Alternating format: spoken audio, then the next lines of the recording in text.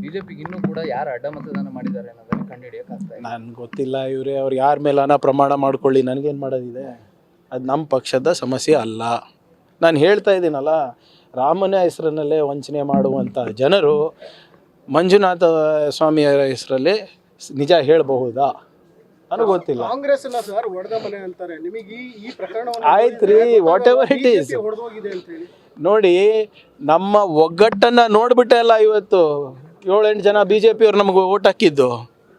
ಇಲ್ಲಪ್ಪ ಇವ್ರ ಕಡೆಯಿಂದ ಏನು ನಾವೇನು ಈಗ ಜೆ ಡಿ ಎಸ್ ಅವರು ಒಂದು ಕ್ಯಾಂಡಿಡೇಟು ಹಾಕ್ತೀನಿ ಅಂತ ಹೇಳಿದ್ರು. ಅದಕ್ಕೆ ಬಿ ಜೆ ಪಿಯವ್ರದ್ದು ಕೂಡ ಒಪ್ಪಿಗೆ ಇದೆ ಅಂತ ವಿಜೇಂದ್ರ ಅವರು, ಅಶೋಕ್ ಅವರು ಹೇಳಿದ್ರಲ್ಲ. ಹಾಗಂದರೆ ಒಗ್ಗಟ್ಟಿತ್ತ J D S B J ಪಿನಲ್ಲಿ? ನಿಮ್ಮ ಮನೆ 100 ಬಾಗಿಲಾಗಿದೆ, ನೀವು ಯಾಕೆ ನಮ್ಮ ಮನೆ ಬಗ್ಗೆ ಯೋಚನೆ ಮಾಡ್ತಾ ಇದ್ದೀರಾ? MLC ಎಲೆಕ್ಷನ್ನಲ್ಲಿ ಎಲ್ಲ ಅಭ್ಯರ್ಥಿಗಳು, ಎಲ್ಲ 5 ಅಭ್ಯರ್ಥಿಗಳು ಫಸ್ಟ್ ರೌಂಡಲ್ಲಿ ಆರಿಸಿ ತಂದಿದ್ದೀವಿ. ಫಸ್ಟ್ ರೌಂಡ್, ಸೆಕೆಂಡ್ ರೌಂಡ್ ತನಕ ಹೋಗೇ ಇಲ್ಲ ನಾವು. ನಾನು ಹೋದ ಬಾರಿನೂ ಹೇಳಿದೆ, ಪಾಪ ಯತ್ನಾಳವ್ರು ಒಂದು ಓಟ್ ಹಾಕಿರಲಿಲ್ಲ ಅಂದರೆ ಒಂದೇ ಸೀಟ್ ಬರ್ತಾಯಿತ್ತು ಬಿ ಜೆ ಪಿಗೆ. ಸ್ವಲ್ಪ ದಯವಿಟ್ಟು ನಿಮ್ಮ ಮನೆಯನ್ನು ಪರಿಶೀಲನೆ ಮಾಡ್ಕೊಳ್ಳಿ. ಇಲ್ಲಿದ್ರೆ ಇನ್ನೂ ಒಂದು 6 ತಿಂಗಳಲ್ಲಿ ಇನ್ನೂ 10 ಜನ ಕಿತ್ತು ಬರ್ತಾರೆ ನೋಡಿ. ಲೋಕಸಭೆಯಲ್ಲಿ ಸರ್ ತಮ್ಮ ನಂಬರ್ಗಳನ್ನ ಹೆಚ್ಚಿಸಿಕೊಳ್ಳುವಂತ ಪ್ರಯತ್ನ ಆಗ್ತಿದೆಯಾ ಬಿಜೆಪಿಗೆ?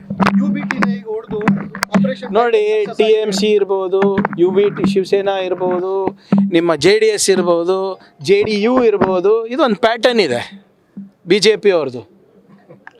ಎಲ್ಲ ಸಂಸ್ಥೆಗಳನ್ನು ದುರುಪಯೋಗ ಮಾಡ್ಕೊಂಡು ಪ್ರಾದೇಶಿಕ ಪಕ್ಷವನ್ನು ಮುಗಿಸುವ ಒಂದು ಪ್ರಯತ್ನ ನಡೆದಿದೆ ಅವ್ರದ್ದು. ಅದಕ್ಕೆ ಬಲಿ ಕೂಡ ಆಗ್ತಾ ಇದ್ದಾರೆ ಜನರು. It's just matter of time. ನೋಡಿ, ಇಲ್ಲಿ JDSದು ಅದೇ ಕತೆ ಆಗೋದಿಲ್ಲ.